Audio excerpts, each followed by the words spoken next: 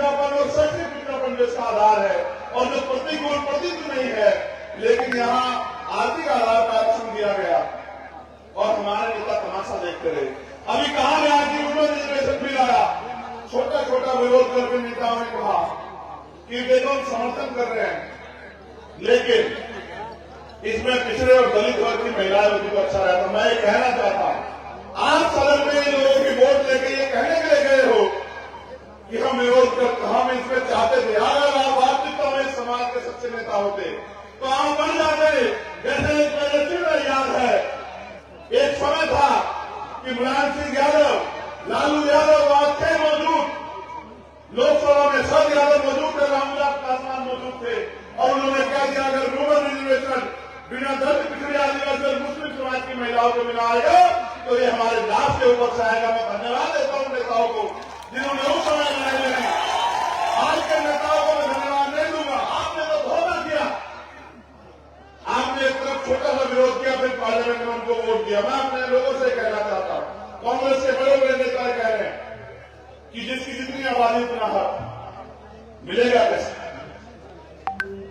ये बात तो माननीय काशीराम साहब 35 साल पहले कह रहे थे, जिसकी इतनी संख्या वाली उसकी इतनी हिस्सेदारी। आपने कहा कि सचिवालय में दलित पिछड़े नहीं, आपने कहा कोर्ट में, सुप्रीम कोर्ट, हाई कोर्ट में दलित पिछड़े नहीं, बिल्कुल नहीं, ये सच बात है। लेकिन मैं पूछना चाहता हूं, आपने कितने विधायकों से, आपने कितने लोगों को बनाया, आपने कितने लोगों को अवसर दिया, और जो आज आप बात कर रहे हैं उसको माननीय काशीराम साहब 35 साल पहले कह रहे थे। तब आपको मुझे समझ आया कि भाई इन वर्गों को भी लोकतंत्र में अवसर मिलना चाहिए। मैं आपको गोल करने के लिए ले जाता हूं पीछे।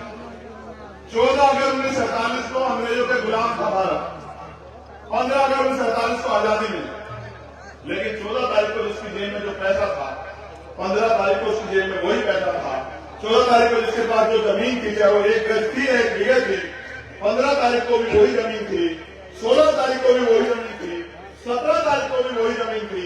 मेरी बात का कहने का मतलब ये है कि डॉक्टर बाबा साहब अम्बेडकर ने संविधान सभा में चेतावनी के तौर पर कहा कि अब हम 26 जनवरी को विरोधाभास की जिंदगी में कदम रख रहे हैं।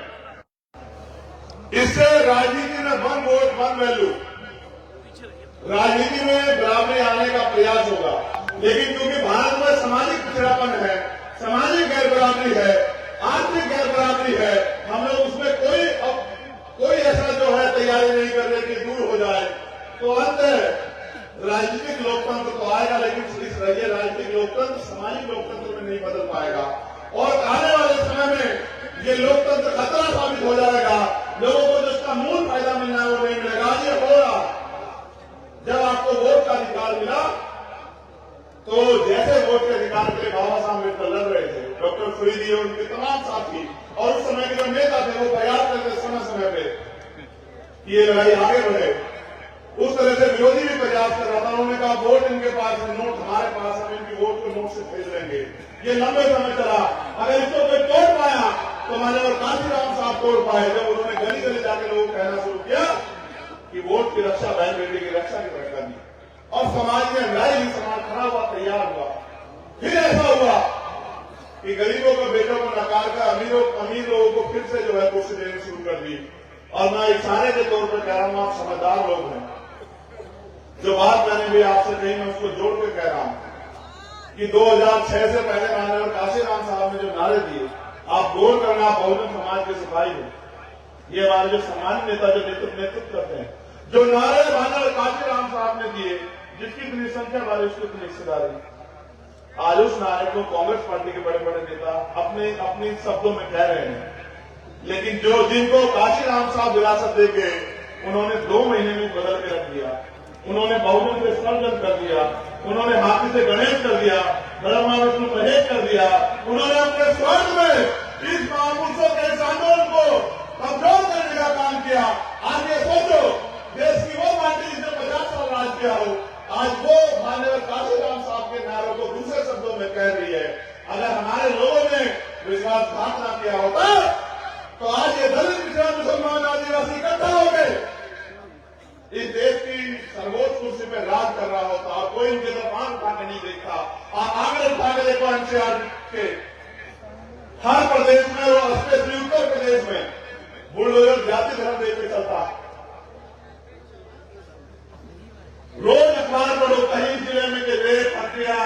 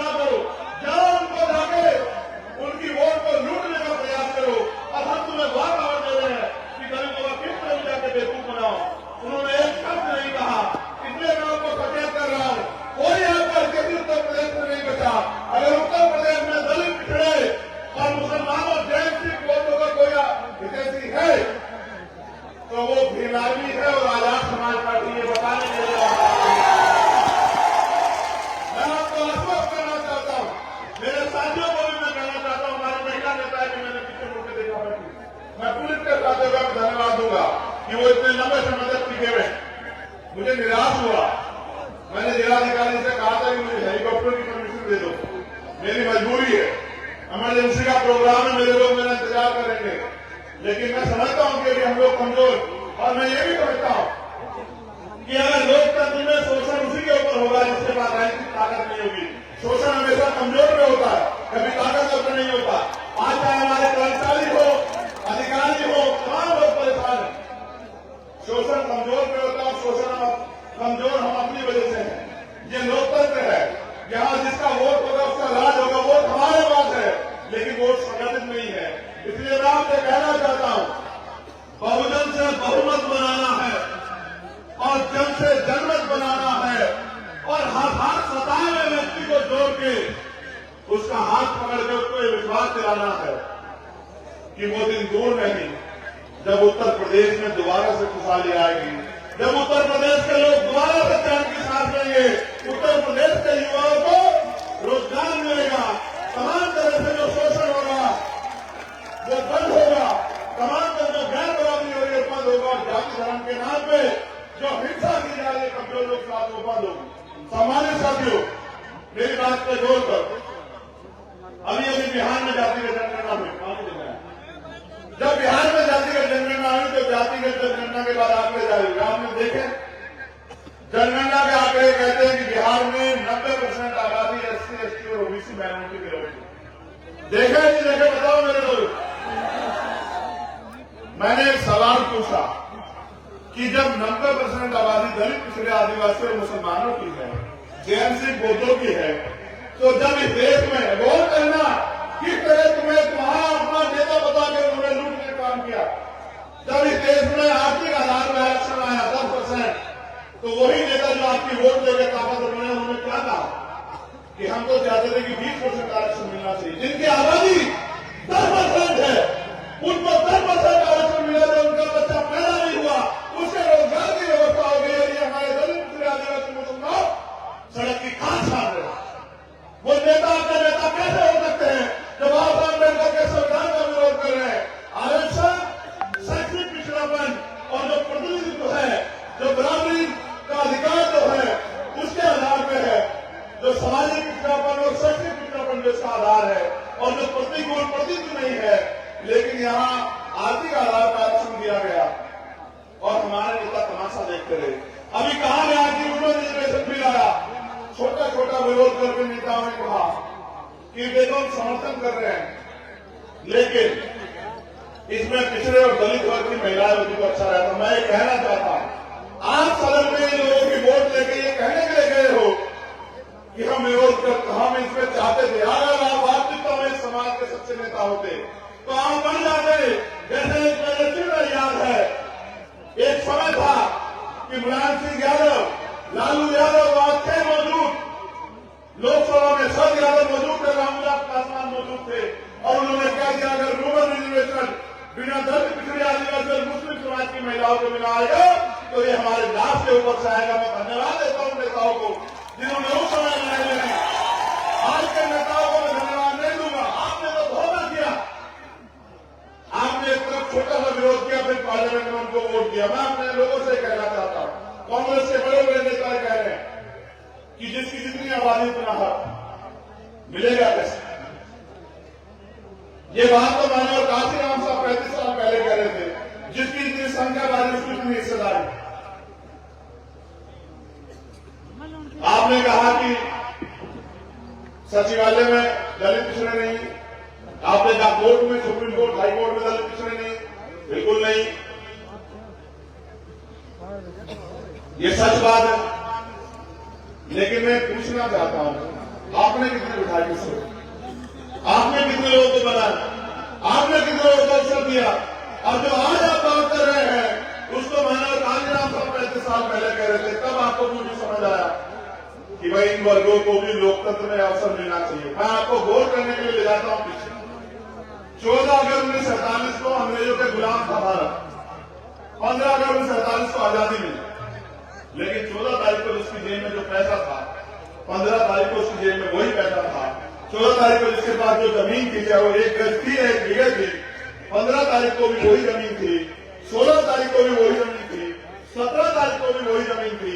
मेरी बात का कहने का मतलब ये है कि डॉक्टर बाबा साहब अम्बेडकर ने संविधान सभा में चेतावनी के तौर पर कहा कि अब हम 26 जनवरी को विरोधाभास की जिंदगी में कदम रख रहे हैं। इससे राजनीति में वन वोट वन वैल्यू, राजनीति में बराबरी आने का प्रयास होगा।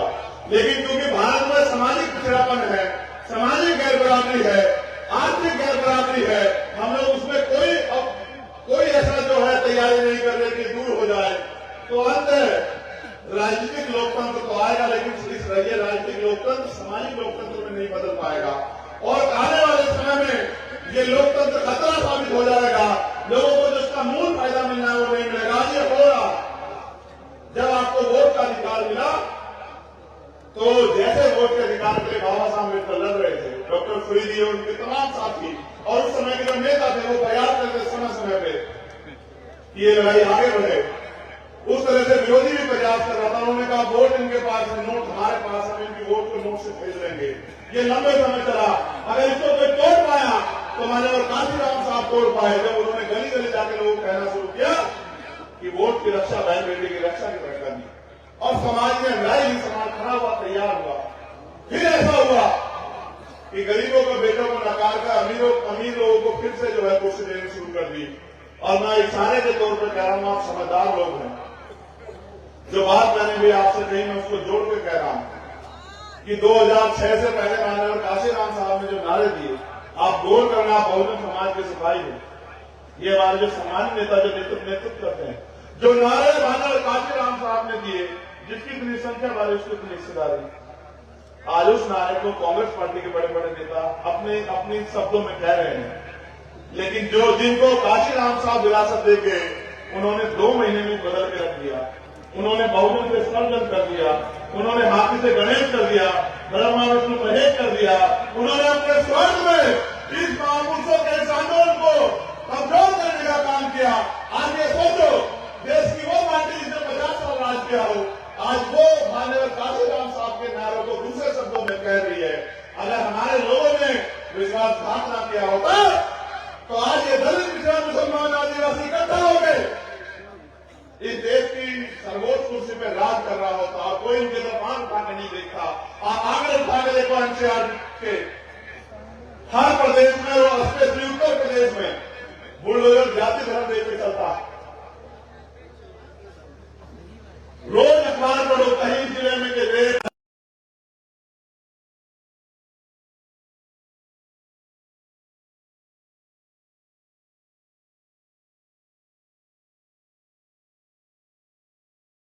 की मूर्तियों को फेंक देते हैं और इनके ऊपर झूठे मुकदमे लिख देते हैं।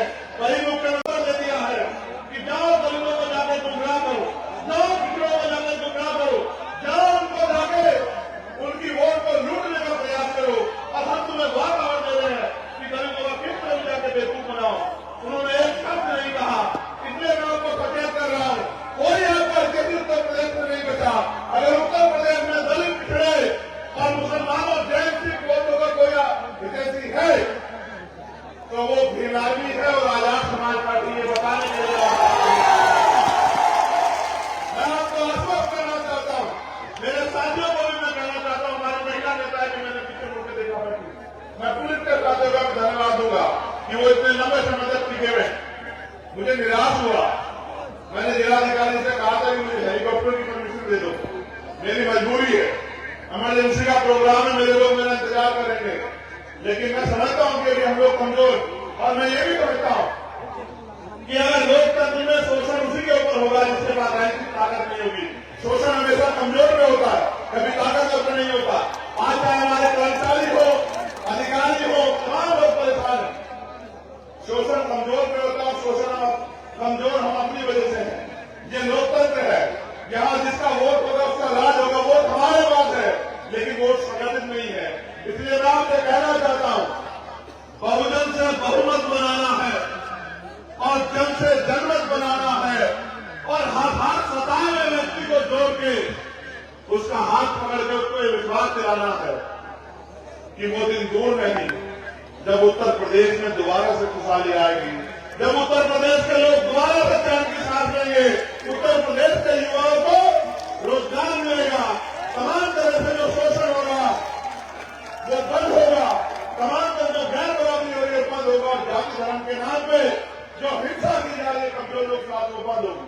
सम्मानित साथियों, मेरी बात पे गौर करो। अभी अभी बिहार में जातिगत जनगणना हुई, जब बिहार में जातिगत जनगणना हुई तो जातिगत जनगणना के बाद आंकड़े जारी हुए। आपने देखे जनगणना के आंकड़े कहते हैं कि बिहार में 90% आबादी SC, ST और OBC माइनॉरिटी की रहेगी। देखे नहीं देखे बताओ मेरे लोग।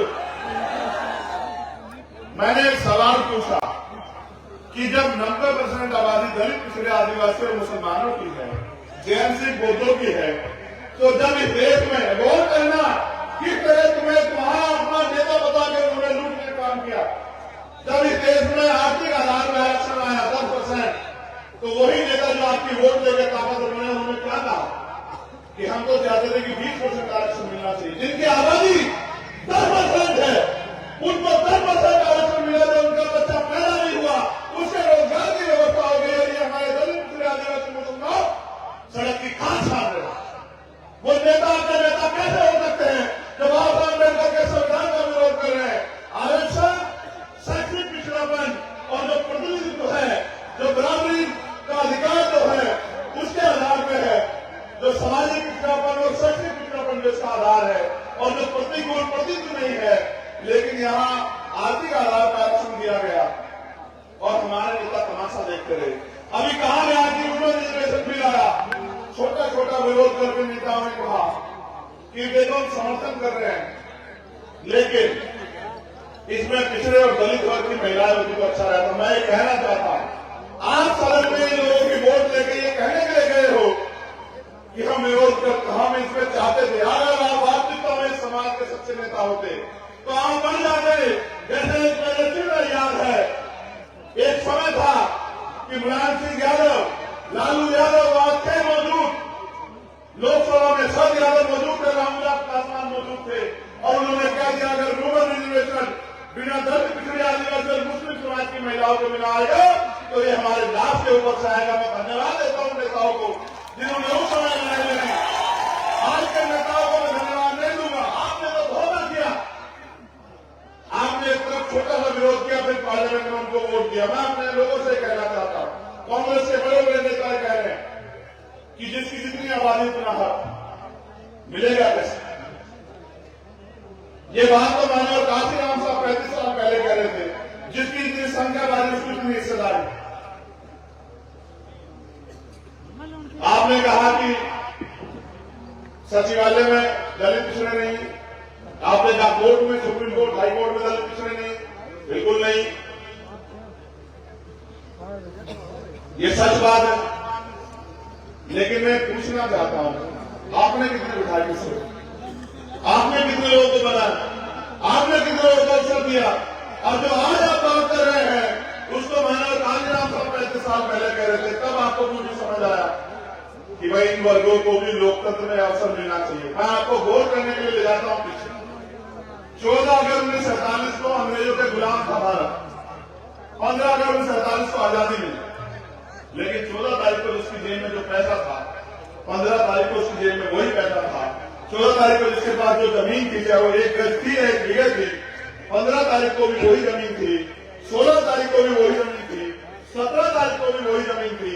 मेरी बात का कहने का मतलब ये है कि डॉक्टर बाबा साहब अम्बेडकर ने संविधान सभा में चेतावनी के तौर पर कहा कि अब हम 26 जनवरी को विरोधाभास की जिंदगी में कदम रख रहे हैं।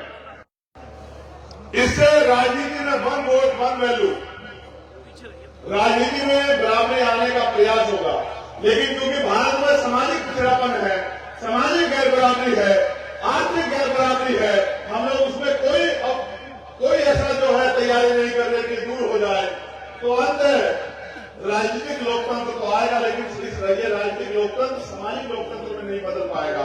और आने वाले समय में ये लोकतंत्र खतरा साबित हो जाएगा। लोगों को जिसका मूल फायदा मिलना है वो नहीं मिलेगा। आज ये हो रहा, जब आपको वोट का अधिकार मिला तो जैसे वोट के अधिकार के लिए बाबा साहब अम्बेडकर लड़ रहे थे, डॉक्टर फरीदी और उनके तमाम साथी और उस समय के जो नेता थे वो प्रयास करते समय समय पे ये लड़ाई आगे बढ़े। उस तरह से विरोधी भी प्रयास कर रहा था। उन्होंने कहा वोट इनके पास है, नोट हमारे पास, हम इनकी वोट को नोट से भेज देंगे। ये लंबे समय चला। अगर इसको कोई तोड़ पाया तो मैंने और काशीराम साहब तोड़ पाए, जब उन्होंने गली गली जाकर लोगों को कहना शुरू किया कि वोट की रक्षा बहन बेटी की रक्षा की तरह करनी। और समाज में लड़ाई ही समाज खड़ा हुआ, तैयार हुआ। फिर ऐसा हुआ कि गरीबों के बेटों को नकार कर अमीर लोगों को फिर से जो है कुर्सी देनी शुरू कर दी। और मैं इशारे के तौर पर कह रहा हूं, आप समझदार लोग हैं, जो बात मैंने भी आपसे कही मैं उसको जोड़ के कह रहा हूं कि 2006 से पहले माननीय काशीराम साहब ने जो नारे दिए, आप गौर करना, आप बहुजन समाज के सिपाही हो, ये हमारे जो सामान्य नेता जो नेतृत्व करते हैं, जो नारे माननीय काशीराम साहब ने दिए, जिसकी इतनी संख्या वाली उसकी इतनी हिस्सेदारी, आज उस नारे को कांग्रेस पार्टी के बड़े बड़े नेता अपने शब्दों में कह रहे हैं। लेकिन जो जिनको काशीराम साहब विरासत देके उन्होंने 2 महीने में बदल के रख दिया, उन्होंने बहुजन से सर्जन कर दिया, उन्होंने हाथी से गणेश कर दिया, ब्रह्मा विष्णु महेश कर दिया, उन्होंने अपने स्वर्ग में इस महापुरुषों के इस आंदोलन को कमजोर करने का काम किया। आज ये सोचो, देश की वो पार्टी जिसने 50 साल राज किया हो, आज वो माननीय काशीराम साहब के नारों को दूसरे शब्दों में कह रही है। अगर हमारे लोगों ने विश्वासघात न किया होता तो आज ये दलित, पिछड़ा, मुसलमान, आदिवासी इकट्ठा हो गए इस देश की सर्वोच्च कुर्सी पे राज कर रहा होता और कोई इनके तरफ आंख उठा के नहीं देखता। आप आंकड़े उठा के देखो, एनसीआर के हर प्रदेश में और स्पेशली उत्तर प्रदेश में बुलडोजर जाति धर्म देख के चलता है। रोज अखबार पढ़ो, कहीं जिले में के रेप,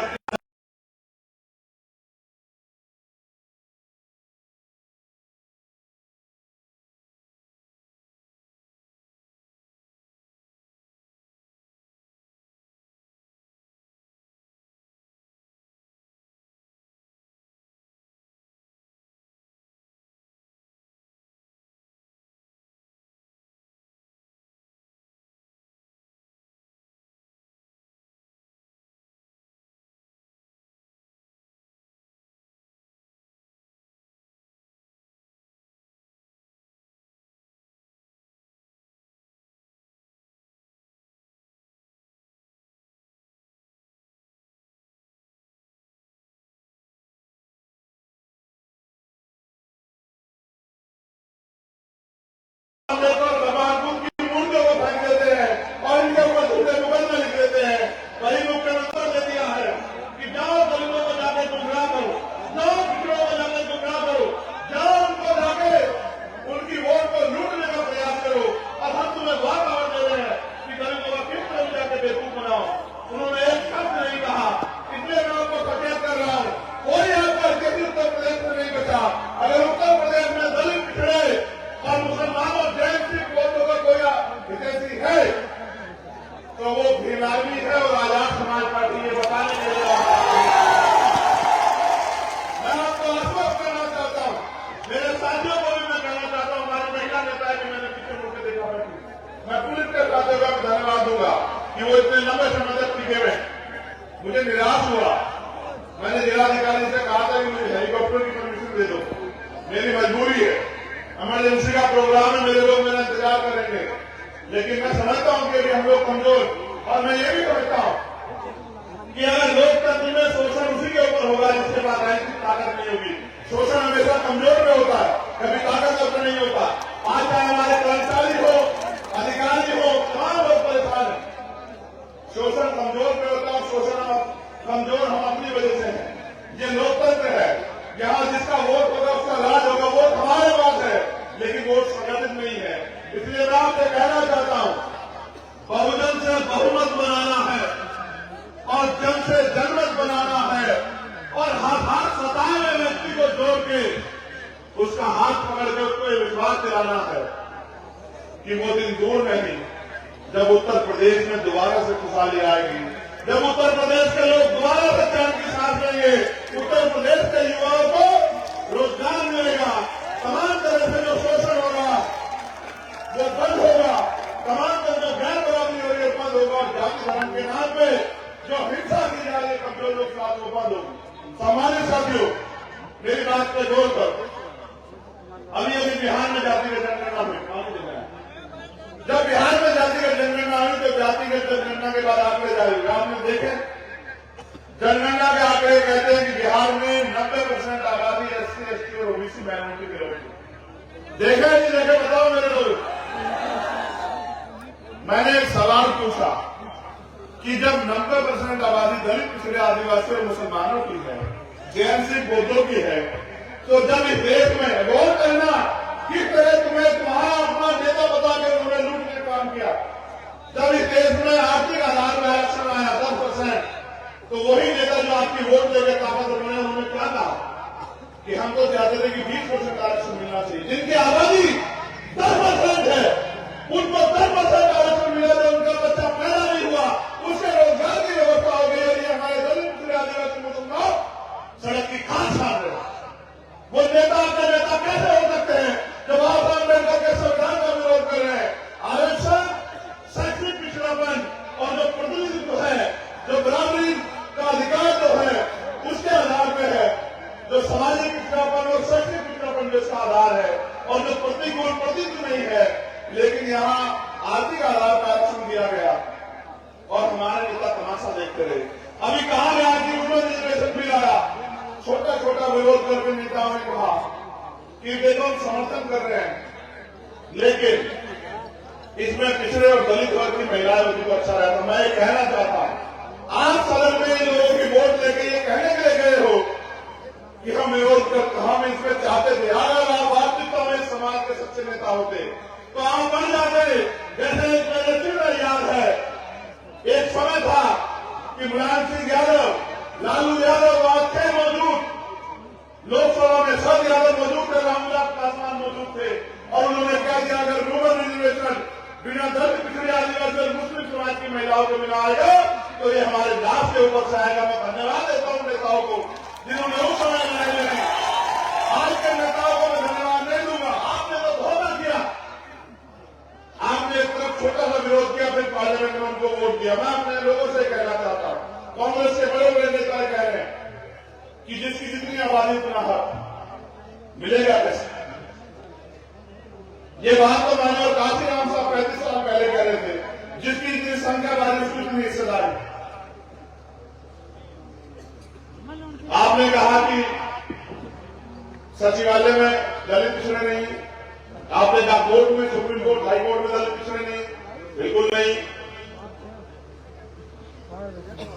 ये सच बात है।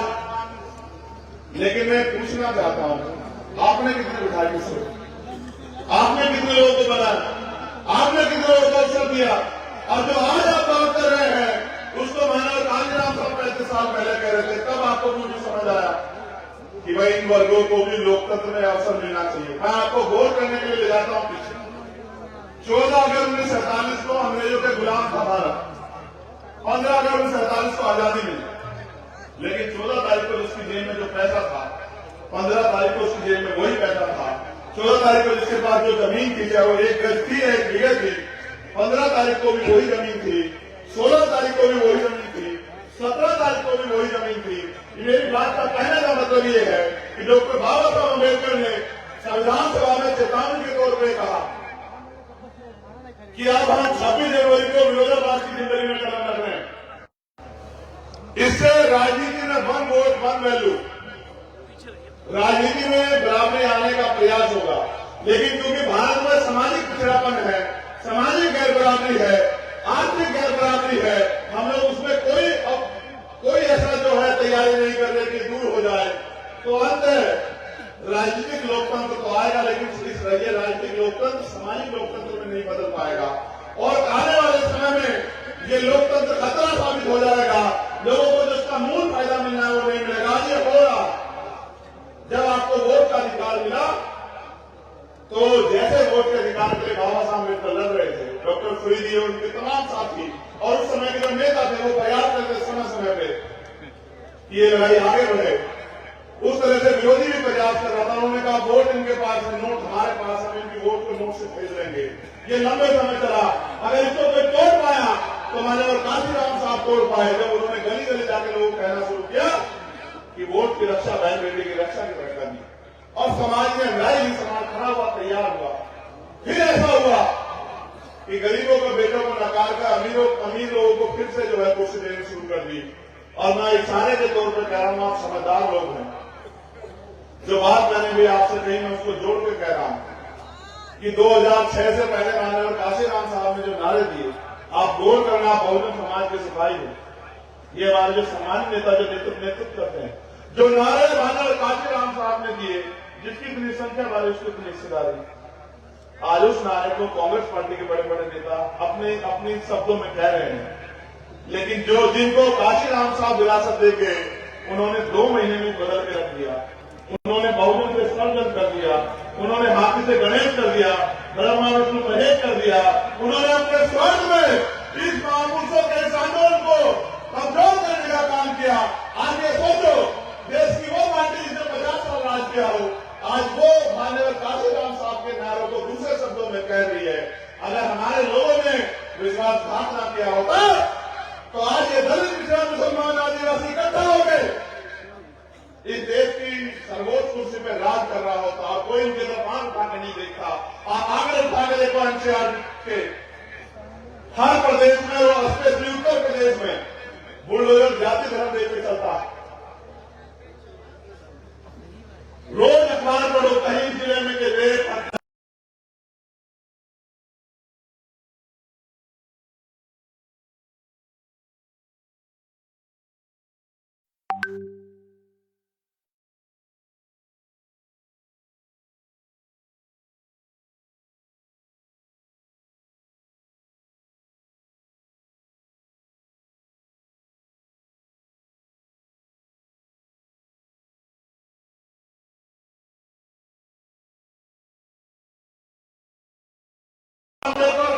की मूर्तियों को फेंक देते हैं और इनके ऊपर झूठे मुकदमे लिख देते हैं। वही मुख्यमंत्री ने खबर दे दिया है कि जाओ दलितों को जाकर गुमराह करो, जाओ पिछड़ों को जाकर गुमराह करो, जाओ उनको जाके उनकी वोट को लूटने का प्रयास करो। अब हम तुम्हें वह खबर दे रहे हैं कि दलितों का किस तरह जाकर बेवकूफ बनाओ। उन्होंने एक शब्द नहीं कहा, इसलिए मैं आपको सचेत कर रहा हूँ, कोई आपका किसी उत्तर प्रदेश में नहीं बचा। अगर उत्तर प्रदेश में दलित, पिछड़े और मुसलमानों, जैन, सिख वोटों का कोई हितैषी है तो वो भीम आर्मी है और आजाद समाज पार्टी ये बताने के लिए मैं आपको आश्वस्त करना चाहता हूँ। मेरे साथियों को भी मैं कहना चाहता हूँ, हमारी महिला नेता है कि मैंने पीछे मुड़ के देखा बैठी, मैं पुलिस के साथियों का धन्यवाद दूंगा कि वो इतने लंबे समय तक टिके हुए। मुझे निराश हुआ, मैंने जिलाधिकारी से कहा था कि मुझे हेलीकॉप्टर की परमिशन दे दो, मेरी मजबूरी है, इमरजेंसी का प्रोग्राम है, मेरे लोग मेरा इंतजार करेंगे। लेकिन मैं समझता हूं कि अभी हम लोग कमजोर, और मैं ये भी समझता हूं कि अगर लोकतंत्र में शोषण उसी के ऊपर होगा जिसके पास राजनीतिक ताकत नहीं होगी। शोषण हमेशा कमजोर में होता है, कभी ताकत पर नहीं होता। आज चाहे हमारे कर्मचारी हो, अधिकारी हो, तमाम लोग परेशान है। शोषण कमजोर में होता है, शोषण कमजोर हम अपनी वजह से है। ये लोकतंत्र है, यहाँ जिसका वोट होगा उसका राज होगा। वोट हमारे पास है लेकिन वोट संगठित नहीं है। इसलिए मैं आपसे कहना चाहता हूं, बहुजन से बहुमत बनाना है और जन से जनमत बनाना है और हाथ सताए हुए व्यक्ति को जोड़ के उसका हाथ पकड़ के उसको ये विश्वास दिलाना है कि वो दिन दूर नहीं जब उत्तर प्रदेश में दोबारा से खुशहाली आएगी, जब उत्तर प्रदेश के लोग दोबारा से चैन की सांस लेंगे, उत्तर प्रदेश के युवाओं को रोजगार मिलेगा, तमाम तरह से जो शोषण होगा वो बंद होगा, तमाम तरह जो गैर बराबरी हो रही है बंद होगा, और जाति धर्म के नाम पे जो हिंसा की जा रही है कमजोर लोग साथ वो बंद होगी। सम्मानित साथियों, मेरी बात पे जोर कर, अभी बिहार में जातिगत जनगणना हुई, जब बिहार में जातिगत जनगणना हुई तो जातिगत जनगणना के बाद आंकड़े जारी हुए, आपने देखे जनगणना के आंकड़े कहते हैं कि बिहार में 90% आबादी SC, ST और OBC माइनॉरिटी की रहेगी। देखे नहीं देखे बताओ मेरे लोग। मैंने एक सवाल पूछा कि जब 90% आबादी दलित, पिछड़े, आदिवासी और मुसलमानों की है, जैन, सिख, बौद्धों की है, तो जब इस देश में वोट करना किस तरह तुम्हारा अपना नेता बता के उन्होंने लूटने का काम किया। जब इस देश में आर्थिक आधार पर आरक्षण आया 10%, तो वही नेता जो आपकी वोट देकर ताकतवर बने उन्होंने क्या कहा कि हम तो चाहते थे कि 20% आरक्षण मिलना चाहिए। जिनकी आबादी 10% है उनको 10% आरक्षण मिला, जो उनका बच्चा पैदा नहीं हुआ उसके रोजगार की व्यवस्था हो गई। और ये हमारे दलित, पिछड़े, आदिवासी मुसलमान सड़क की खान छान रहे। वो नेता का नेता कैसे हो सकते हैं जब बाबा साहब अम्बेडकर के संविधान का विरोध कर रहे हैं? आरक्षण, शैक्षणिक पिछड़ापन और जो प्रतिनिधित्व है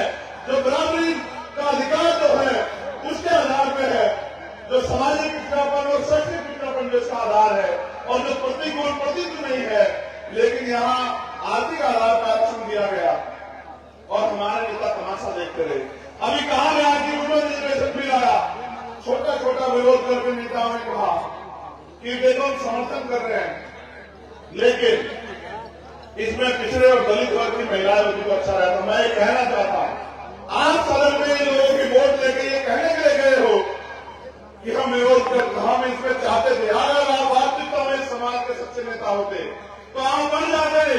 जैसे मेरे चिन्ह याद है, एक समय था कि मुलायम सिंह यादव, लालू यादव आज थे मौजूद लोकसभा में, सब यादव मौजूद थे, रामविलास पासवान मौजूद थे, और उन्होंने क्या किया, अगर रूरल रिजर्वेशन बिना दलित पिछड़े आदिवासी और मुस्लिम समाज की महिलाओं को मिला आएगा तो ये हमारे लाश के ऊपर से आएगा। मैं धन्यवाद देता हूं नेताओं को जिन्होंने उस समय लड़ाई लड़ी। आज के नेताओं को मैं धन्यवाद नहीं दूंगा, आपने तो धोखा किया। आपने एक तरफ छोटा सा विरोध किया, फिर पार्लियामेंट में उनको वोट दिया। मैं अपने लोगों से कहना चाहता हूं, कांग्रेस के बड़े बड़े नेता कह रहे हैं कि जिसकी जितनी आबादी उतना हक मिलेगा कैसे। ये बात तो माननीय काशीराम साहब 35 साल पहले कह रहे थे, जिसकी जितनी संख्या बारी उसकी उतनी हिस्सेदारी। आपने कहा कि सचिवालय में दलित पिछड़े नहीं, आपने कहा कोर्ट में, सुप्रीम कोर्ट, हाई कोर्ट में दलित पिछड़े नहीं, बिल्कुल नहीं, ये सच बात है। लेकिन मैं पूछना चाहता हूं, आपने कितने बिठाए किसी, आपने कितने लोगों को बनाया, आपने कितने लोगों को अवसर दिया, और जो आज आप बात कर रहे हैं उसको मानव काशीराम साहब 35 साल पहले कह रहे थे, तब आपको पूरी समझ आया कि भाई इन वर्गों को भी लोकतंत्र में अवसर मिलना चाहिए। मैं आपको गौर करने के लिए ले जाता हूं पीछे। 14 अगस्त 1947 को अंग्रेजों के गुलाम था भारत, 15 अगस्त 1947 को आजादी मिली, लेकिन 14 तारीख को जिसकी जेब में जो पैसा था, 15 तारीख को उसकी जेब में वही पैसा था, 14 तारीख को जिसके पास जो जमीन थी, चाहे वो 1 गज थी, 1 बीघे थी, 15 तारीख को भी वही जमीन थी, 16 तारीख को भी वही जमीन थी, 17 तारीख को भी वही जमीन थी। मेरी बात का कहने का मतलब ये है कि डॉक्टर बाबा साहब अम्बेडकर ने संविधान सभा में चेतावनी के तौर पर कहा कि अब हम 26 जनवरी को विरोधाभास की जिंदगी में कदम रख रहे हैं। इससे राजनीति में 1 वोट 1 वैल्यू, राजनीति में बराबरी आने का प्रयास होगा, लेकिन क्योंकि भारत में सामाजिक पिछड़ापन है, सामाजिक गैर बराबरी है, आर्थिक गैर बराबरी है, हम लोग उसमें कोई ऐसा जो है तैयारी नहीं कर रहे कि दूर हो जाए, तो अंत राजनीतिक लोकतंत्र तो आएगा, लेकिन इस राजनीतिक लोकतंत्र सामाजिक लोकतंत्र में नहीं बदल पाएगा, और आने वाले समय में ये लोकतंत्र खतरा साबित हो जाएगा। लोगों को जिसका मूल फायदा मिलना है वो नहीं मिलेगा। ये हो रहा, जब आपको वोट का अधिकार मिला तो जैसे वोट के अधिकार के लिए बाबा साहब अम्बेडकर लड़ रहे थे, डॉक्टर फरीदी और उनके तमाम साथी और उस समय के जो नेता थे वो प्रयास करते समय समय पे ये लड़ाई आगे बढ़े, उस तरह से विरोधी भी प्रयास कर रहा था। उन्होंने कहा वोट इनके पास है, नोट हमारे पास, हम इनकी वोट को नोट से भेज देंगे। ये लंबे समय चला, अगर इसको कोई तोड़ पाया तो माननीय काशीराम साहब तोड़ पाए, जब उन्होंने गली गली जाकर लोगों को कहना शुरू किया कि वोट की रक्षा बहन बेटी की रक्षा की तरह करनी, और समाज में लड़ाई ही, समाज खड़ा हुआ, तैयार हुआ। फिर ऐसा हुआ कि गरीबों के बेटों को नकार कर अमीर लोगों को फिर से जो है कुर्सी देनी शुरू कर दी। और मैं इशारे के तौर पर कह रहा हूं, आप समझदार लोग हैं, जो बात मैंने भी आपसे कही मैं उसको जोड़ के कह रहा हूं कि 2006 से पहले माननीय काशीराम साहब ने जो नारे दिए, आप गौर करना, आप बहुजन समाज के सिपाही हो, ये हमारे जो सामान्य नेता जो नेतृत्व करते हैं, जो नारे माननीय काशीराम साहब ने दिए, जिसकी इतनी संख्या वाली उसकी इतनी हिस्सेदारी, आज उस नारे को कांग्रेस पार्टी के बड़े बड़े नेता अपने शब्दों में कह रहे हैं, लेकिन जिनको काशीराम साहब विरासत देके उन्होंने 2 महीने में बदल के रख दिया, उन्होंने बहुजन से सर्जन कर दिया, उन्होंने हाथी से गणेश कर दिया, ब्रह्मा विष्णु महेश कर दिया, उन्होंने अपने स्वर्ग में इस महापुरुषों के इस आंदोलन को कमजोर करने का काम किया। आज ये सोचो, देश की वो पार्टी जिसने 50 साल राज किया हो, आज वो माननीय काशीराम साहब के नारों को दूसरे शब्दों में कह रही है। अगर हमारे लोगों ने विश्वासघात न किया होता तो आज ये दलित पिछड़ा मुसलमान आदिवासी इकट्ठा हो गए, इस देश की सर्वोच्च कुर्सी पे राज कर रहा होता, और कोई उनके तरफ आंख उठा के नहीं देखता। आप आगे उठा के देखो, एनसीआर के हर प्रदेश में और स्पेशली उत्तर प्रदेश में बुलडोजर जाति धर्म देश में चलता है। रोज अखबार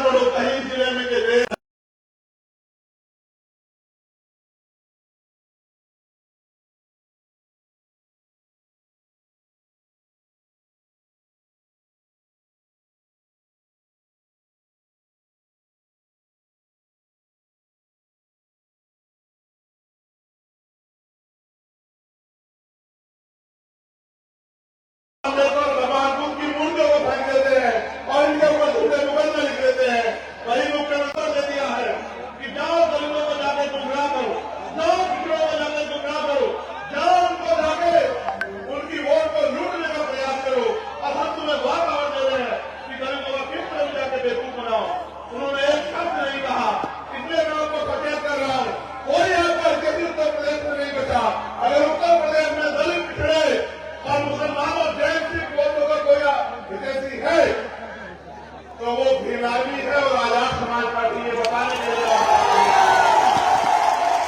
मैं आपको आश्वस्त करना चाहता हूँ। मेरे साथियों को भी मैं कहना चाहता हूँ, हमारी महिला नेता है कि मैंने पीछे मुड़ के देखा बैठी, मैं पुलिस के साथियों का धन्यवाद दूंगा कि वो इतने लंबे समय तक टिके हुए। मुझे निराश हुआ, मैंने जिलाधिकारी से कहा था कि मुझे हेलीकॉप्टर की परमिशन दे दो, मेरी मजबूरी है, इमरजेंसी का प्रोग्राम है, मेरे लोग मेरा इंतजार करेंगे। लेकिन मैं समझता हूं कि हम लोग कमजोर, और मैं ये भी समझता हूं कि अगर लोकतंत्र में शोषण उसी के ऊपर होगा जिसके पास राजनीतिक ताकत नहीं होगी। शोषण हमेशा कमजोर में होता है, कभी ताकतवर में नहीं होता। आज चाहे हमारे कर्मचारी हो, अधिकारी हो, तमाम लोग परेशान है। शोषण कमजोर में होता है, शोषण कमजोर हम अपनी वजह से हैं। ये लोकतंत्र है, यहाँ जिसका वोट होगा उसका राज होगा। वोट हमारे पास है लेकिन वोट संगठित नहीं है। इसलिए मैं आपसे कहना चाहता हूं, बहुजन से बहुमत बनाना है और जन से जनमत बनाना है और हर सताए हुए व्यक्ति को जोड़ के उसका हाथ पकड़ के उसको ये विश्वास दिलाना है कि वो दिन दूर नहीं जब उत्तर प्रदेश में दोबारा से खुशहाली आएगी, जब उत्तर प्रदेश के लोग दोबारा से चैन की सांस लेंगे, उत्तर प्रदेश के युवाओं को रोजगार मिलेगा, तमाम तरह से जो शोषण होगा वो बंद होगा, तमाम तरह जो गैर बराबरी हो रही है बंद होगा, और जाति धर्म के नाम पे जो हिंसा की जा रही है कमजोर लोग साथ वो बंद होगी। सामान्य साथियों, मेरी बात पे जोर कर, अभी बिहार में जातिगत जनगणना हुई, जब बिहार में जातिगत जनगणना हुई तो जातिगत जनगणना के बाद आंकड़े जारी हुए, आपने देखे जनगणना के आंकड़े कहते हैं कि बिहार में 90% आबादी SC, ST और OBC माइनॉरिटी के लोग। देखा नहीं देखे बताओ मेरे लोग। मैंने एक सवाल पूछा कि जब 90% आबादी दलित पिछड़े आदिवासी और मुसलमानों की है, जैन सिख बौद्धों की है, तो जब इस देश में गौर करना किस तरह तुम्हें तुम्हारा अपना नेता बता के उन्होंने लूटने का काम किया। जब इस देश में आर्थिक आधार पर आरक्षण आया 10%, तो वही नेता जो आपकी वोट देकर ताकतवर बने उन्होंने क्या कहा कि हम तो चाहते थे कि 20% आरक्षण मिलना चाहिए। जिनकी आबादी 10% है उनको 10% आरक्षण मिला तो उनका बच्चा पैदा नहीं हुआ, उसके रोजगार की व्यवस्था हो गई। और ये हमारे दलित पिछड़े आदिवासी मुसलमान सड़क की खान छान रहे। वो नेता अपने नेता कैसे हो सकते हैं जब आप अम्बेडकर के संविधान का विरोध कर रहे हैं। आरक्षण, शैक्षणिक पिछड़ापन और जो प्रतिनिधित्व है, जो बराबरी का अधिकार जो है उसके आधार पर है, जो सामाजिक पिछड़ापन और शैक्षणिक पिछड़ापन जिसका आधार है, और जो प्रतिकूल प्रतिनिधित्व नहीं है। लेकिन यहाँ आर्थिक आधार पर आरक्षण दिया गया और हमारे नेता तमाशा देखते रहे।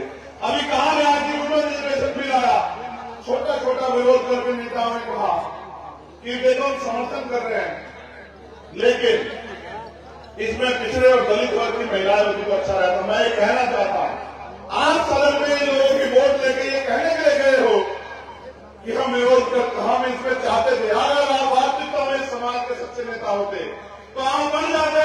जैसे मेरे याद है, एक समय था कि मुलायम सिंह यादव, लालू यादव आज थे मौजूद लोकसभा में, सब यादव मौजूद थे, रामविलास पासवान मौजूद थे, और उन्होंने क्या किया, अगर रूरल रिजर्वेशन बिना दलित पिछड़े आदिवासी और मुस्लिम समाज की महिलाओं को मिला आएगा तो ये हमारे लाभ के ऊपर से आएगा। मैं धन्यवाद देता हूं नेताओं को जिन्होंने उस समय लड़ाई लड़ी। आज के नेताओं को मैं धन्यवाद नहीं दूंगा, आपने तो धोखा किया। आपने एक तरफ छोटा सा विरोध किया, फिर पार्लियामेंट में उनको वोट दिया। मैं अपने लोगों से कहना चाहता हूं, कांग्रेस के बड़े बड़े नेता कह रहे हैं कि जिसकी जितनी आबादी उतना हक मिलेगा कैसे। ये बात तो माननीय काशीराम साहब 35 साल पहले कह रहे थे, जिसकी जितनी संख्या वाली उसकी उतनी हिस्सेदारी।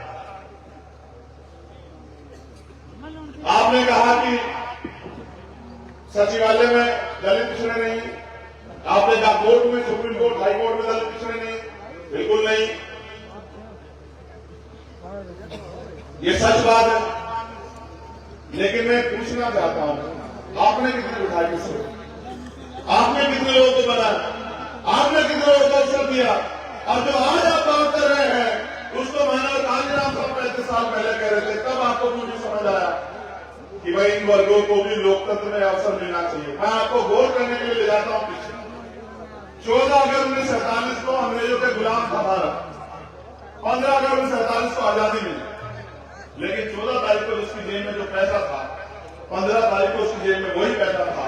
14 तारीख को जिसके पास जो जमीन थी, चाहे वो 1 गज थी, 1 बीघे थी, 15 तारीख को भी वही जमीन थी, 16 तारीख को भी वही जमीन थी, 17 तारीख को भी वही जमीन थी। मेरी बात का कहने का मतलब ये है कि डॉक्टर बाबा साहब अम्बेडकर ने संविधान सभा में चेतावनी के तौर पर कहा कि अब हम 26 जनवरी को विरोधाभास की जिंदगी में कदम रख रहे हैं। इससे राजनीति में वन वोट वन वैल्यू, राजनीति में बराबरी आने का प्रयास होगा। लेकिन क्योंकि भारत में सामाजिक पिछड़ापन है, सामाजिक गैर बराबरी है, आर्थिक गैर बराबरी है, हम लोग उसमें कोई ऐसा जो है तैयारी नहीं कर रहे कि दूर हो जाए, तो अंत राजनीतिक लोकतंत्र तो आएगा, लेकिन इस रहिए राजनीतिक लोकतंत्र सामाजिक लोकतंत्र में नहीं बदल पाएगा। और आने वाले समय में ये लोकतंत्र खतरा साबित हो जाएगा। लोगों को जिसका मूल फायदा मिलना है वो नहीं मिलेगा। ये हो रहा, जब आपको वोट का अधिकार मिला तो जैसे वोट के अधिकार के लिए बाबा साहब अम्बेडकर लड़ रहे थे, डॉक्टर फरीदी और उनके तमाम साथी और उस समय के जो नेता थे वो प्रयास करते समय समय पे कि ये लड़ाई आगे बढ़े। उस तरह से विरोधी भी प्रयास कर रहा था। उन्होंने कहा वोट इनके पास है, नोट हमारे पास, हम इनकी वोट को नोट से खरीद लेंगे। ये लंबे समय चला। अगर इसको कोई तोड़ पाया तो माननीय कांशीराम साहब तोड़ पाए, जब उन्होंने गली गली जाकर लोगों को कहना शुरू किया कि वोट की रक्षा बहन बेटी की रक्षा की तरह करनी, और समाज में न्याय ही समाज खड़ा हुआ, तैयार हुआ। फिर ऐसा हुआ कि गरीबों को, बेटों को नकार कर अमीर लोगों को फिर से जो है कुर्सी देनी शुरू कर दी। और मैं इशारे के तौर पर कह रहा हूं, आप समझदार लोग हैं, जो बात मैंने भी आपसे कही मैं उसको जोड़ के कह रहा हूं कि 2006 से पहले माननीय कांशीराम साहब ने जो नारे दिए, आप गौर करना, आप बहुजन समाज के सिपाही हैं, ये हमारे जो सामान्य नेता जो नेतृत्व करते हैं, जो नारे माननीय कांशीराम साहब ने दिए, जिसकी इतनी संख्या वाले उसकी इतनी हिस्सेदारी, आज उस नारे को कांग्रेस पार्टी के बड़े बड़े नेता अपने शब्दों में कह रहे हैं। लेकिन जो जिनको कांशीराम साहब विरासत देके उन्होंने 2 महीने में बदल के रख दिया, उन्होंने बहुजन से सर्जन कर दिया, उन्होंने हाथी से गणेश कर दिया, ब्रह्मा विष्णु महेश कर दिया, उन्होंने अपने स्वर्ग में इस महापुरुषों के इस आंदोलन को कमजोर करने का काम किया। आज ये सोचो, देश की वो पार्टी जिसने 50 साल राज किया हो, आज वो माननीय कांशीराम साहब के नारों को दूसरे शब्दों में कह रही है। अगर हमारे लोगों ने विश्वासघात न किया होता तो आज ये दलित, पिछड़ा, मुसलमान, आदिवासी इकट्ठा हो गए इस देश की सर्वोच्च कुर्सी पर राज कर रहा होता, और कोई उनके तरफ आंख उठा के नहीं देखता। आप आंकड़े उठा के देखो एनसीआर के हर प्रदेश में और स्पेशली उत्तर प्रदेश में बुलडोजर जाति धर्म देख के चलता है। रोज अखबार पढ़ो, कहीं जिले में के देख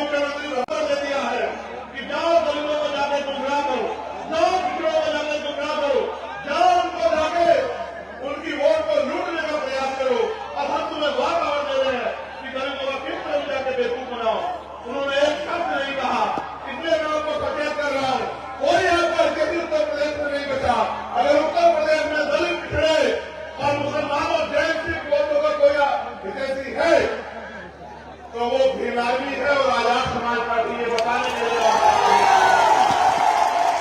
मैं आपको आश्वस्त करना चाहता हूं, मेरे साथियों को भी मैं कहना चाहता हूं, हमारी महिला नेता है कि मैंने पीछे मुड़ के देखा बैठी, मैं पुलिस के साथ धन्यवाद दूंगा कि वो इतने लंबे समय तक टिके हुए। मुझे निराश हुआ, मैंने जिलाधिकारी से कहा था कि मुझे हेलीकॉप्टर की परमिशन दे दो, मेरी मजबूरी है, इमरजेंसी का प्रोग्राम है, मेरे लोग मेरा इंतजार करेंगे। लेकिन मैं समझता हूं कि हम लोग कमजोर, और मैं ये भी समझता हूं कि अगर लोकतंत्र में शोषण उसी के ऊपर होगा जिसके पास राजनीतिक ताकत नहीं होगी। शोषण हमेशा कमजोर में होता है, कभी ताकतवर में नहीं होता। आज चाहे हमारे कर्मचारी हो, अधिकारी हो, तमाम लोग परेशान है।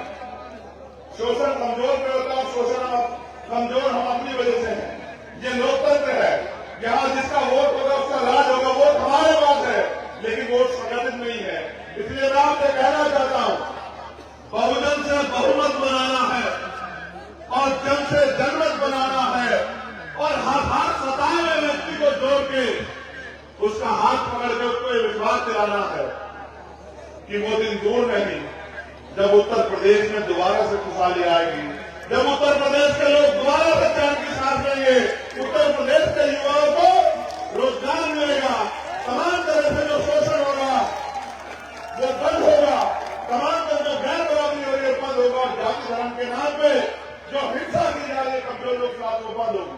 सामान्य साथियों, मेरी बात पे जोर कर, अभी बिहार में जातिगत जनगणना हुई, जब बिहार में जातिगत जनगणना हुई तो जातिगत जनगणना के बाद आंकड़े जारी हुए, आपने देखे जनगणना के आंकड़े कहते हैं कि बिहार में 90% आबादी SC, ST और OBC माइनॉरिटी के लोग देखे नहीं देखे बताओ मेरे लोग।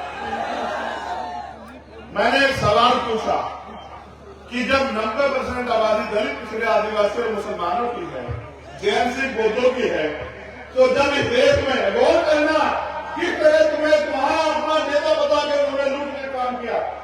जब इस देश में आर्थिक आधार पर आरक्षण आया 10%, तो वही नेता जो आपकी वोट लेकर ताकतवर बने उन्होंने क्या कहा कि हम तो चाहते थे कि 20% आरक्षण मिलना चाहिए। जिनकी आबादी 10% है उनको 10% आरक्षण मिला, तो उनका बच्चा पैदा नहीं हुआ, उसके रोजगार की व्यवस्था हो गई, और ये हमारे दलित, पिछड़े, आदिवासी मुसलमान सड़क की खान छान रहे। वो नेता अपने नेता कैसे हो सकते हैं जब बाबा साहब अम्बेडकर के संविधान का विरोध कर रहे हैं? आरक्षण, शैक्षणिक पिछड़ापन और जो प्रतिनिधित्व है, जो बराबरी का अधिकार जो है उसके आधार पर है, जो सामाजिक पिछड़ापन और शैक्षणिक पिछड़ापन जो इसका आधार है, और जो प्रतिकूल प्रतिनिधित्व नहीं है, लेकिन यहाँ आर्थिक आधार पर आरक्षण दिया गया और हमारे नेता तमाशा देखते रहे। अभी कहा गया कि वुमेन रिजर्वेशन बिल आया, छोटा छोटा विरोध करके नेताओं ने कहा कि देखो हम समर्थन कर रहे हैं, लेकिन इसमें पिछड़े और दलित वर्ग की महिलाएं होती तो अच्छा रहता। मैं ये कहना चाहता हूं, आप सदन में इन लोगों की वोट लेके ये कहने के लिए गए हो कि हम विरोध करते, हम इसमें चाहते थे, अगर आप वास्तविकता में समाज के सच्चे नेता होते तो आप बन जाते। जैसे मेरे चिन्ह याद है, एक समय था कि मुलायम सिंह यादव, लालू यादव वहां थे मौजूद, लोकसभा में शरद यादव मौजूद थे, रामविलास पासवान मौजूद थे, और उन्होंने क्या किया, अगर वुमेन रिजर्वेशन बिना दलित, पिछड़े, आदिवासी और मुस्लिम समाज की महिलाओं को मिला आएगा तो ये हमारे लाश के ऊपर से आएगा। मैं धन्यवाद देता हूं नेताओं को जिन्होंने उस समय लड़ाई लड़ी। आज के नेताओं को मैं धन्यवाद नहीं दूंगा, आपने तो धोखा किया, आपने एक तरफ छोटा सा विरोध किया, फिर पार्लियामेंट में उनको वोट दिया। मैं अपने लोगों से कहना चाहता हूं, कांग्रेस के बड़े बड़े नेता कह रहे हैं कि जिसकी जितनी आबादी उतना हक मिलेगा कैसे। ये बात तो माननीय काशीराम साहब 35 साल पहले कह रहे थे, जिसकी जितनी संख्या वाली उसकी उतनी हिस्सेदारी। आपने कहा कि सचिवालय में दलित पिछड़े नहीं, आपने कहा कोर्ट में, सुप्रीम कोर्ट, हाई कोर्ट में दलित पिछड़े नहीं, बिल्कुल नहीं, ये सच बात है। लेकिन मैं पूछना चाहता हूं, आपने कितने विधायकों से, आपने कितने लोगों को बनाया, आपने कितने लोगों को अवसर दिया, और जो आज आप बात कर रहे हैं उसको माननीय काशीराम साहब 35 साल पहले कह रहे थे। तब आपको मुझे समझ आया कि भाई इन वर्गों को भी लोकतंत्र में अवसर मिलना चाहिए। मैं आपको गौर करने के लिए ले जाता हूं पीछे। 14 अगस्त 1947 को अंग्रेजों के गुलाम था भारत, 15 अगस्त 1947 को आजादी मिली, लेकिन 14 तारीख को उसकी जेब में जो पैसा था, 15 तारीख को उसकी जेब में वही पैसा था, 14 तारीख को जिसके पास जो जमीन थी, चाहे वो 1 गज थी या 1 बीघा थी, 15 तारीख को भी वही जमीन थी, 16 तारीख को भी वही जमीन थी, 17 तारीख को भी वही जमीन थी। मेरी बात का कहने का मतलब ये है कि डॉक्टर बाबा साहब अम्बेडकर ने संविधान सभा में चेतावनी के तौर पर कहा कि अब हम 26 जनवरी को विरोधाभास की जिंदगी में कदम रख रहे हैं।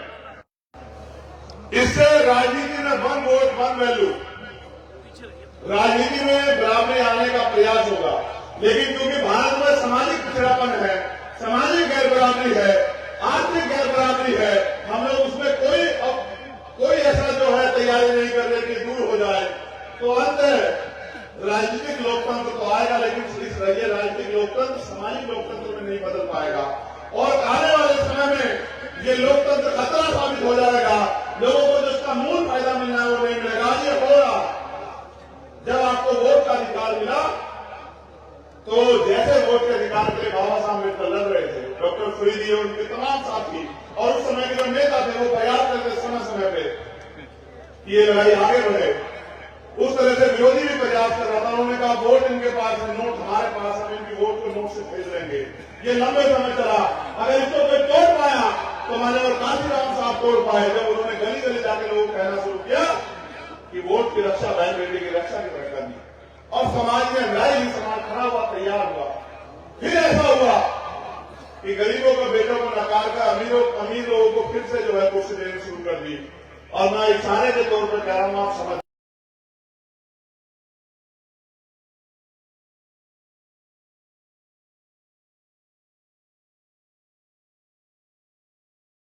साहब ने जो नारे दिए, आप गोल करना, बहुजन समाज के सिपाही हो, ये हमारे जो सम्मानित नेता जो नेतृत्व करते हैं, जो नारे मानव कांशीराम साहब ने दिए, जिसकी इतनी संख्या वाले उसकी इतनी हिस्सेदारी, आज उस नारे को कांग्रेस पार्टी के बड़े बड़े नेता अपने शब्दों में कह रहे हैं। लेकिन जो जिनको कांशीराम साहब विरासत देके उन्होंने 2 महीने में मदद करेंगे, उन्होंने बहुजन को पुलिस से भी उन्होंने हाथों से गणेश कर दिया, प्रदेश कर दिया, उन्होंने अपने समाज में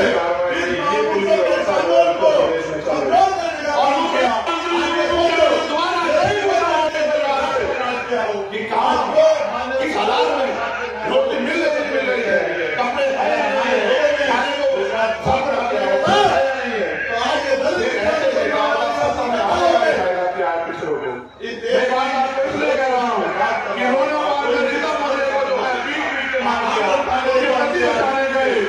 उनको पीटा जो न्याय अधिकार है, भारतीय संविधान देता न्याय के नाम पे रोज अखबार पर फिर ये नेता, ये विधायक, ये मंत्री, मुख्यमंत्री किसके लिए? अगर ये गरीबों को न्याय भी नहीं दिला सकते, मैं पुलिस के साथियों की मजबूरी समझता हूं। पुलिस सरकार की वो मजबूर कुछ अच्छा करने जाए तो कुछ अच्छा कर दे तो सस्पेंड हो जाते हैं, ट्रांसफर हो जाते हैं, लाइव हाजिर हो जाते हैं। और अगर अच्छा करने का नेताओं के हिसाब से काम ना करें, जो सरकार के नेता हैं, तो नेताजी मारपीट भी कर देते हैं। अभी मैंने देखा 2 दिन पहले एक ट्रैफिक इंस्पेक्टर को पीटा गया। अगर वो कोई अधिकारी ईमानदार से काम कर रहा है तो उनका मनोबल तोड़ रहे हो। ये वर्दी वाले लोग सुरक्षा का काम करते हैं जनता की, इनका मनोबल तोड़ रहे हो। किस लिए? अपने चंद नेताओं को करने के लिए। इसका प्रभाव समझते हो आप जनता पर क्या कर रहा है? जब पुलिस की वर्दी वाले को देख लेता है गरीब आदमी, तो कहीं ना कहीं महसूस करता है कि ये मुझे न्याय मिला है। लेकिन आज वो पुलिस बेबस हो गई उत्तर प्रदेश, आज वो पुलिस खुद अपमानित हो रही है। आज उस पुलिस को कुचला जा रहा है और तमाम तरह से प्रयास किया जा रहा है कि ये उनके हिसाब से काम करे। मैं पुलिस के साथियों को उनकी मजबूरी समझते चाहूंगा कि कोई भी, क्योंकि आपको संविधान की वजह से, आपकी मेहनत की वजह से नौकरी मिली, कोशिश करना किसी नेता के इशारे पर ऐसा कोई काम मत करना कि गरीबों की हाय, गरीबों की बददुआएं आपको लग जाए। आज हालात उत्तर प्रदेश में खराब, आज हालात उत्तर प्रदेश में खराब है। मेरा कोई बदले का मतलब है नहीं, मैं खुद को पाने वाला व्यक्ति हूं, मैं किसी से बदलना चाहता ही नहीं। मैं तो ये चाहता हूं कि जिस तरह ताकतवर लोग सम्मान का जीवन जी रहे, इस तरह गरीब परिवारों को भी सम्मान का जीवन मिले, इनके बच्चों को भी रोजगार मिले, इनके बच्चों को भी आगे पढ़ाई करके पढ़ने का मौका मिले, इनके लोगों को भी अच्छा इलाज मिले, इनको भी जमीन मिले, इनको भी स्वाभिमान सम्मान से जीने का मौका मिले, इनकी भी हिस्सेदारी हो और ये भी आगे बढ़ के विधानसभा लोकसभा में जाके अपने क्षेत्रों के लिए कुछ कर सके, अपने लोगों के लिए कुछ कर सके। और ये हिस्सेदारी का मामला है, लेकिन मेरी ये भी समझ में आया सामान्य प्रदेश अध्यक्ष जी की हिस्सेदारी मांगने से नहीं मिलती, जंग की तैयारी करनी पड़ती। उत्तर प्रदेश में जिस तरह से आपकी पूरी टीम ने डॉक्टर आदि और तमाम हमारे नेताओं ने जिस तरह से काम किया, मैं धन्यवाद देता हूं। मैं तो बहुत कम समझ देता हूं, मैं तो उत्तर प्रदेश में परदेसी हो गया। आजकल मैं उत्तर प्रदेश में कभी कभी आता हूं, आजकल मैं उत्तर प्रदेश में बहुत कम आ रहा हूं, लेकिन ऐसा नहीं है कि उत्तर प्रदेश में मेरी नजर नहीं, मेरी मजबूरी है। क्योंकि जब एक गरीब का बेटा कुछ करने के लिए निकलता है तो पहले उसका खूब मजाक उड़ाया जाता है, फिर उसका विरोध किया जाता है, फिर उसकी राह में कांटे बिछाए जाते हैं, और फिर एक समय आता है जब वो संकल्पित होकर अपने मिशन पे आगे बढ़ जाता है, जब उसको रोक पाना नामुश्किल हो और नामुमकिन हो जाए तो फिर उसका साथ दिया जाता है। मैं आपसे कहना चाहता हूं, आप निराश मत हों। मैं आपकी ताकत को जानता हूं, मैं आपकी हिम्मत को जानता हूं। कोई नेता है उत्तर प्रदेश में, देश में, जिसके लिए रोज रात को 10 बजे तक लोग बैठे थे? ये भी जाने पैसे पे बुलाए गए लोग नहीं, ऐसे बुलाया घंटे 2 घंटे बुलाए, पैसे पे बुलाया, साधन सुधार को बुलाया, 3-4 घंटे बुलाए। ये तो मेरे वो बहादुर भाई है, ये तो मेरी वो बहादुर बहनें माए हैं जो अपने बेटे से प्यार करती है और उम्मीद करती है कि बहुत लोगों ने ठगा, अब हमें इंसाफ मिलेगा, अब हमारे जीवन में खुशहाली। मैं वादा करके कहता हूं, मुझे बहुत बात आपसे करनी है, आप विश्वास करो, लेकिन अब मैंने तय किया और ये तय मैंने उस दिन किया जिस दिन मुझे गोली लगी। जिस दिन मुझे गोली लगी आपको कैसा महसूस हुआ बताओ? ये तो मैंने भी देखा। जैसे ही मैंने कहा कि तुम्हारे बीच से कोई विरोधी मुझे गोली मार सकता है, मैंने देखा किस तरह से तुम्हारे अंदर बेचैनी हुई और तुम खुद पीछे हट गए। और उसके बाद मुझे एहसास हुआ कि ये प्यार पैसे से नहीं मिलता है, ये प्यार संघर्ष से मिलता है। मैं यहां भले ही बोल रहा हूं, इस धरती पे, लेकिन दुनिया में हमसे प्यार करने वाले हमारे साथी, क्योंकि आज सोशल मीडिया का युग है, मैं यहाँ वो लाइव के माध्यम से दुनिया से मुझे सुन रहे होंगे। अभी सिंगापुर के हमारे साथी मुझसे आते हुए बात कर रहे थे, उनका नाम सोएब, मुझसे कह रहे थे कि भाई हम जैसे भी हैं ना, हम आपके साथ। तो मैंने उनसे कहा कि आपने देखा कि चाहे वो भारत में जुल्म हो या भारत से बाहर कहीं भी हो, जब भी किसी कमजोर को सताया जाएगा, मैं आपको जानकारी के तौर पर बता रहा हूं कि जब इजराइल ने फिलिस्तीन के साथ अन्याय किया तो विदेश पॉलिसी को बेवकूफ बनाते हुए हमारे देश के नेता इजराइल का समर्थन करने लगे। मैं बात इसलिए कह रहा हूं क्योंकि दुनिया में बैठे लोग मुझे सुनते हैं। आपने देखा क्या हाल किया इजराइल में, छोटे छोटे बच्चे। मैं किसी आतंकवादी अपराधी का समर्थन नहीं करता, लेकिन सत्ता एक भूख होती है। अपनी भूख के चक्कर में, जमीन को कब्जाने के चक्कर में क्या किया इजराइल ने, क्या खेला गरीबों के साथ, कमजोरों के साथ। इसलिए मैंने कहा था बिजनौर से कि मैं फिलिस्तीन के साथ हूं, चाहे कुछ हो जाए, मैं हर एक कमजोर के साथ हूं। इसलिए मैंने उतनी बात कही थी। और फिर क्या हुआ? फिर आपने देखा क्या हुआ कि देश के प्रधानमंत्री ने फिलिस्तीन के लिए मदद भेजी। हमारे भारतीय जनता पार्टी के समर्थक समझ ही नहीं पाए कि जो 2 दिन पहले इजराइल का समर्थन कर रहे थे, वो फिलिस्तीन को मदद भेज रहे हैं, फिलिस्तीन के खिलाफ खड़े हुए, इजराइल के खिलाफ खड़े हुए। इसका कारण यह है कि इनके पास कोई पॉलिसी नहीं है, ये सारी विदेशी पॉलिसी खराब कर रहे हैं। मैंने तो प्राइम मिनिस्टर से कहा कि माननीय प्रधानमंत्री जी, मैं आपकी ताकत को समझता हूं, आप भारत के प्राइम मिनिस्टर, चलिए आप चाइना बॉर्डर की तरफ, चंद्रशेखर आजाद आपके पीछे खड़ा है, चलिए हम चाइना बॉर्डर की तरफ। चाइना हमारी जमीन पर जा रहा है, चाइना हमारे देश में घुस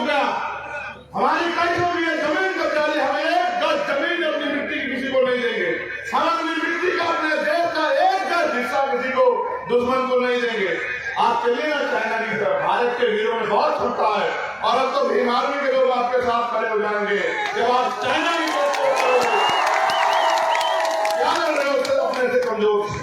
मैं बात आपको इसलिए बता रहा हूँ मिसाल के तौर पे कि आपको याद रहे कि चाहे अन्याय करने वाला आपका अपना हो या कोई गैर हो, कभी अन्याय करने वाले के साथ नहीं खड़ा होना मेरे लोगों, हमेशा उसके साथ खड़ा होना।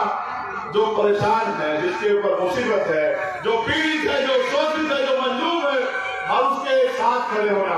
और मैं ठगे हुए लोगों से कह रहा, जो ठगे गए हर बार, बीजेपी हराओ, बीजेपी जिताओ, बीजेपी को हराना, इनको ले आओ। अगर आज कोई बीजेपी का मुकाबला पूरे देश में कर रहा है तो ये नीले पट्टे वाले लोग कर रहे हैं। बाकी किसी की हिम्मत नहीं है। अब मैं राजस्थान में था, नेताओं के यहाँ 4 बजे ईडी वाले बैठे थे।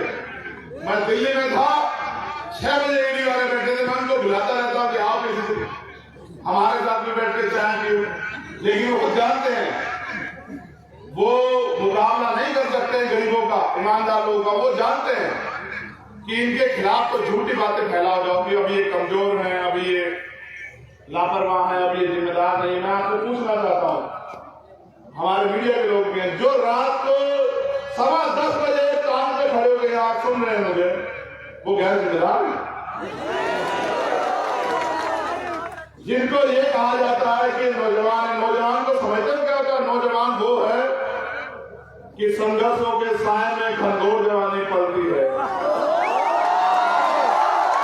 और इतिहास पर घुस जाता है जिसको और जवानी चलती है। नौजवान वो है जिन्होंने अंग्रेजों के दांत खट्टे किए। 23 साल के थे शहीद आजम भगत सिंह, जब उन्होंने हंसते हंसते फांसी की सजा कबूल की। आप समझते हो, अपनी मिट्टी के लिए मर जाना, अपने देश के लिए शहादत देना, व्यक्तिगत लड़ाई कोई भी लड़ सकता है, लेकिन अपने समाज के लिए, अपने देश के लिए, अपनी मिट्टी के लिए कुर्बान हो जाना, ये जज्बा भारत की धरती में है। ये ऐसी पाक धरती है, ये ऐसी पवित्र धरती है जहाँ का एक एक बहादुर हजारों पे भारी पड़ता है। ये ऐसी धरती है। आज तो हाल ऐसे है कि जो इस मिट्टी को 5 बार सजदा करते हैं सुबह से लेकर शाम तक, उनसे सर्टिफिकेट मांगे जाते हैं देश के प्रति ईमानदार होने के। जो अपने ईश्वर को याद करने से पहले, अपने खुदा को याद करने से पहले 5 बार सजदे में इस देश की मिट्टी को सलाम करते हैं, उनसे सर्टिफिकेट मांगे जाते हैं। लेकिन जो देश को नफरत में बांध रहे हैं, जो देश को चंद पूंजीपतियों को सौंप रहे हैं, उनसे कोई सवाल नहीं करता। जो पूंजीपति मित्रों के हजारों करोड़ रुपए माफ करते हैं, जो गरीबों पे 10,000 रुपए उनकी खाद बीतने का काम करते हैं, उनसे कोई सवाल नहीं करता।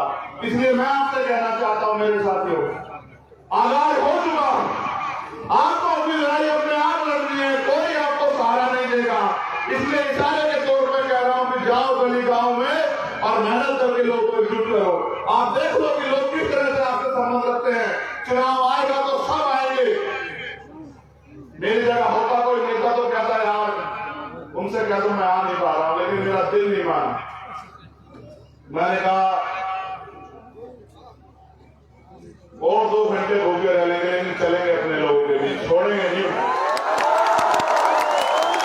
जब वो मेरे लिए पूरे दिन से बैठे हो सकते हैं तो मेरी क्या हिम्मत की मैं उनके बीच ना जाऊं। मैं वादा करता हूं कि दिसंबर के माह में लौटूंगा और मैं आपसे भीम आर्मी आजाद समाज पार्टी के नेताओं से कहना चाहता हूं, समय किसी का इंतजार नहीं करता, रुकेगा नहीं समय।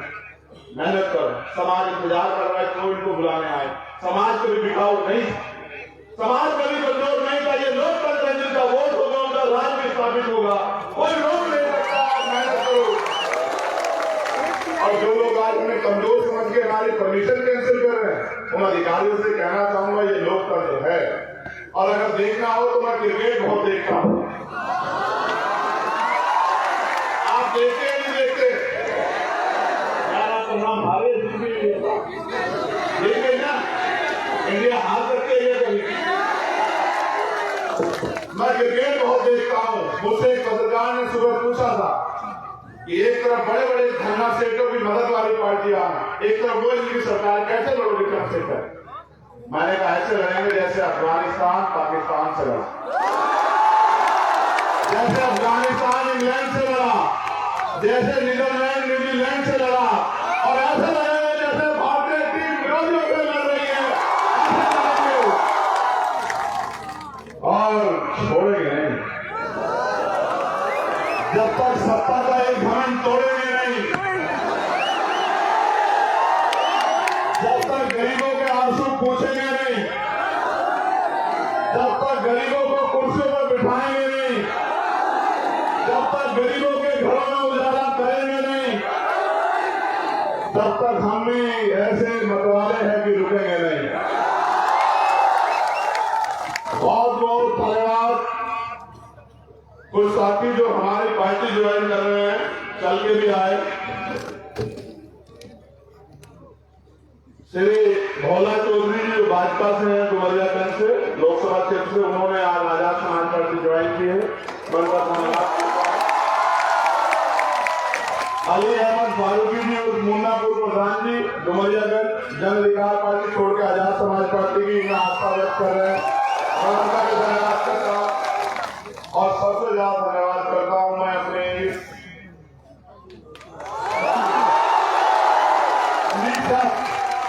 आपके लिए कोई शब्द नहीं है मेरे पास, कोई शब्द नहीं, कोई बात नहीं। मैं जब घर से चला था 2013 में, नहीं पता था क्या होगा, ये भी नहीं पता था कोई साथ देगा नहीं देगा।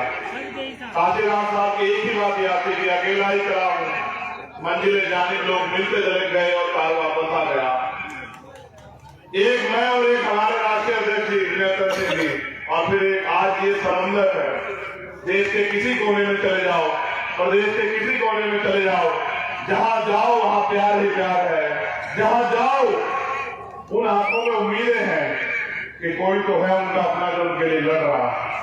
मैं धन्यवाद दूंगा भाई अब्दुल्ला को। एक जोरदार नारा लगा, अभी बताऊंगा कहीं को लगाना, मैं दिल में नहीं रखता कोई बात।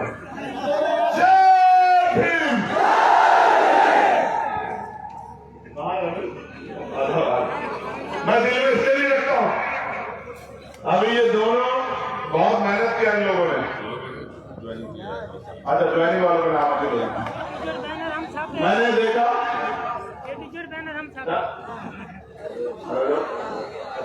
आप तुम्हें लाई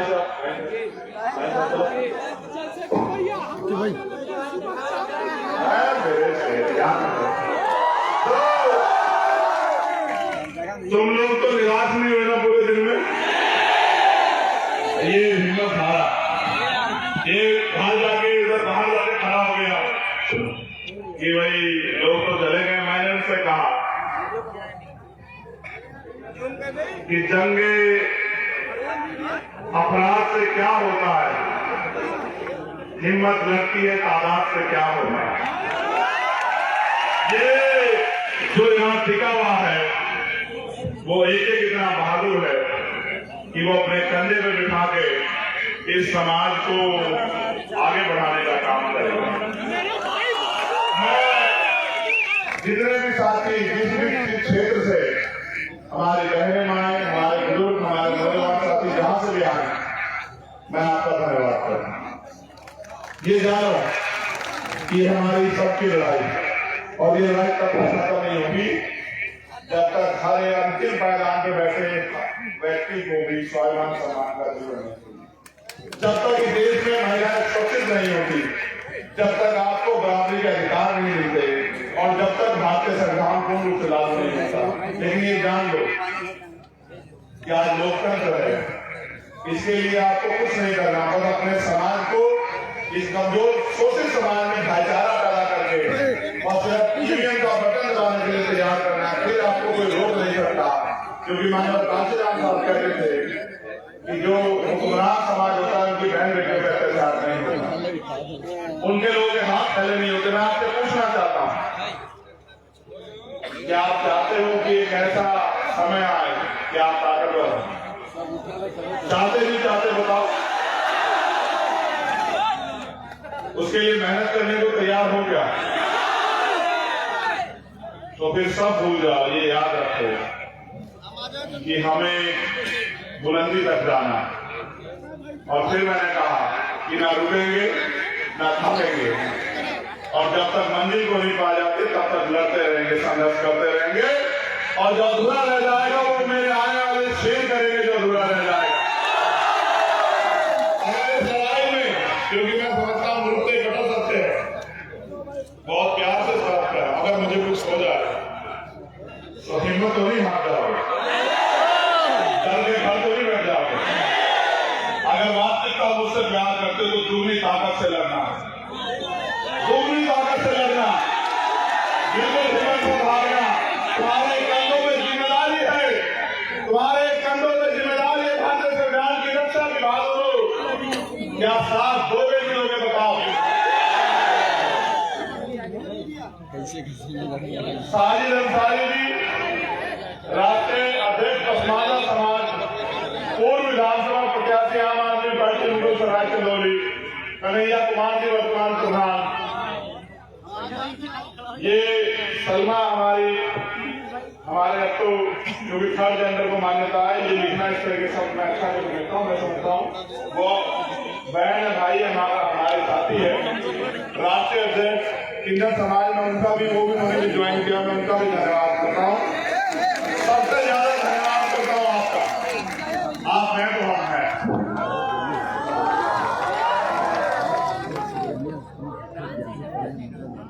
हाँ, सलमा जो ट्रांसजेंडर है, मैं तो कहूँगा कि वहां गया, जिनको भी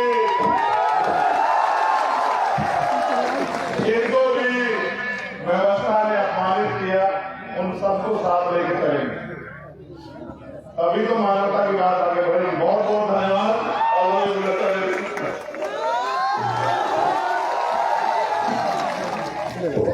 कोई ऐसी जगह नहीं है जहां ये मेरे को पैसे देने के लिए नहीं आती है, कोई ऐसी जगह नहीं, मैंने नहीं देखा।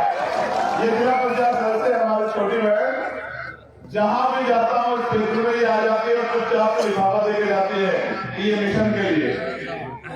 आप समझ नहीं सकते हो धन्ना सेठों की पार्टी का मुकाबला हमारे लोग किस तरह से अपनी मेहनत से करते हैं। आप सबका बहुत बहुत धन्यवाद। जय भीम, जय भारत।